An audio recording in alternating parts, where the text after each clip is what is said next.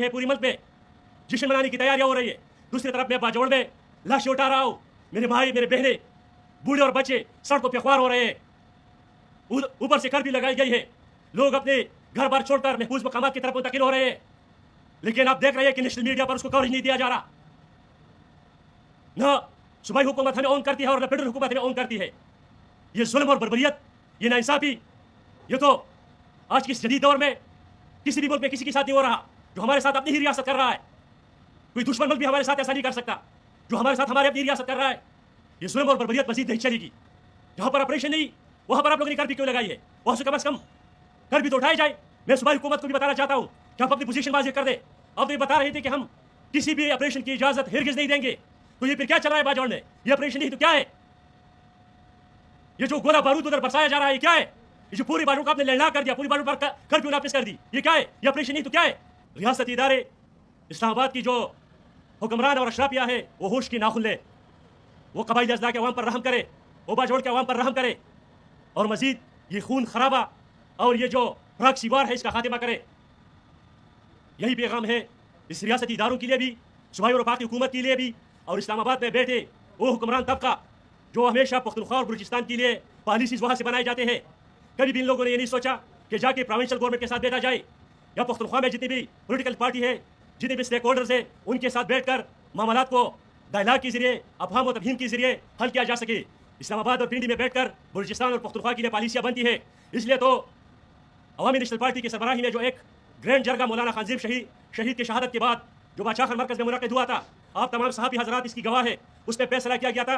तमाम सियासी जमातों ने, तमाम मकतब फ़िक्र के लोगों ने, जिसमें वकला भी मौजूद थी, चैम्बर ऑफ कॉमर्स की नुमाइंदी भी मौजूद थी, उसमें मजहबी जमातों की पार्टियाँ भी मौजूद थी, बल्कि तमाम पार्टियाँ, तमाम स्टेक होल्डर उधर बैठे थे और उन्होंने मुतफ़िक़ा तौर पर फैसला किया कि हमने इस्लामाबाद लॉन्ग मार्च करना है। और उसके बाद एक कमेटी तश्कील दी गई, उस कमेटी की 2 मीटिंग्स हो गई और मीटिंग में फाइनल फैसला किया गया कि सफ़ेद झंडों के तहत हम 23 अगस्त को इस्लामाबाद लॉन्ग मार्च करेंगे। पूरी पख्तूनख्वा के अवाम से मेरा अपील है, पूरी पख्तूनख्वा के अवाम से मेरा ये अपील है कि आप सब साथियों ने 23 अगस्त की तैयारी करनी चाहिए। 23 अगस्त को हमने निकलना है इस्लामाबाद के लिए, ताकि इस्लामाबाद में बैठे हुक्मरान तबका और अशराफिया और एस्टेब्लिशमेंट को पैगाम दे कि हम मजीद अपनी बेटी पर, पख्तूनख्वा वतन पर बदमनी नहीं चाहते। लिहाजा हमारे जो मसाइल है उसका हल इस्लामाबाद और पिंडी में है। अगर हम इस्लामाबाद की तरफ लॉन्ग मार्च कामयाब करेंगे, उसमें लाखों पख्तून निकलेंगे, तो मेरा यकीन है इंशाअल्लाह ताला कि इसके बाद पॉलिसीज़ पर नज़रसानी शुरू हो जाएंगी। हम तो आवाज़ उठाते आ रहे हैं, लेकिन अब पूरी कौम से हमारा हमदर्दाना अपील है कि वो 23 अगस्त के लिए तैयारी करें। और अफसोस के साथ अपनी आखिरी बात आप लोगों के सामने रखना चाहता हूँ। कितनी अफसोस की बात है, एक ही फेडरेशन है जिसके 4 यूनिट्स है, बलूचिस्तान, सिंध, पख्तूनख्वा और पंजाब।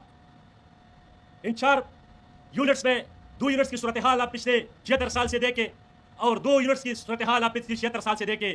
पख्तूनख्वा और बलूचिस्तान का सूरत हाल ये आप लोगों के सामने है कि यहाँ मुसलसल बदमनी है, यहाँ नाकिस हुक्मरानी है, यहाँ गुड गवर्नेंस का कोई कंसेप्ट ही नहीं है। लोगों को बुनियादी ज़रूरियात, उनकी जो बुनियादी ज़रूरियात ज़िंदगी है वो पूरी नहीं हो रही। लोग बदमनी, बेरोज़गारी से तंग आ चुके हैं, जबकि पंजाब और सिंध में खुशहाली है।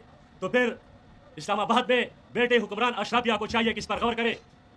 एक तरफ 14 अगस्त के लिए तैयारियां जारी है, पूरी मुल्क में जश्न मनाने की तैयारियां हो रही है। दूसरी तरफ मैं बाजौड़ में लाशें उठा रहा हूँ, मेरे भाई मेरे बहने बूढ़े और बच्चे सड़कों पे ख्वार हो रहे हैं।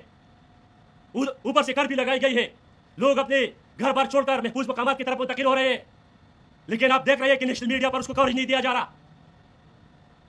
न सूबाई हुकूमत हमें ऑन करती है और न फेडरल हुकूमत हमें ऑन करती है। ये जुल्म और बर्बरियत, ये नाइंसाफी, ये तो आज के इस जदीद दौर में किसी भी मुल्क में किसी के साथ नहीं हो रहा। जो हमारे साथ अपनी ही रियासत कर रहा है, कोई दुश्मन मुल्क भी हमारे साथ ऐसा नहीं कर सकता। जो हमारे साथ हमारी अपनी रियासत कर रहा है, ये जुल्म और बर्बरियत मजीद नहीं चलेगी।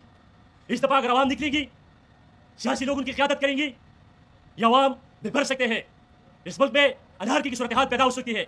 लिहाजा कौम की जो एहसासात और जज्बात है उसको एड्रेस किया जाए, उस पर गौर किया जाए और फौरी तौर पर बाजौड़ से कर्फ्यू उठाया जाए। जहाँ पर ऑपरेशन नहीं, वहाँ पर आप लोगों ने कर्फ्यू क्यों लगाई है? वहाँ से कम अज कम कर्फ्यू तो उठाई जाए। मैं सूबाई हुकूमत को भी बताना चाहता हूँ कि आप अपनी पोजीशन वाज़ेह कर दे। अब तो ये बता रहे थे कि हम किसी भी ऑपरेशन की इजाज़त हिरगिज नहीं देंगे, तो ये फिर क्या चल रहा है बाजौड़ में? ये ऑपरेशन नहीं तो क्या है? ये जो गोला बारूद उधर बरसाया जा रहा है, ये क्या है? ये जो पूरी बाजू का आपने लैंडलॉक कर दिया, पूरी बाजू पर कर्फ्यू नाफिज कर दी, ये क्या है? ये ऑपरेशन नहीं तो क्या है? ये अपनी पोजीशन वाज़ेह कर दे, विकेट के दोनों साइड खेलना बंद कर दे, कौम की आंखों में धूल झोंकना ये बंद कर दे। कौम सब कुछ जानना चाहती है। कौम ये सब कुछ देख रही है और इसका हिसाब भी कौम लेगा। वक्त आएगा इंशाअल्लाह ताला, वक्त आएगा। Thank you so much.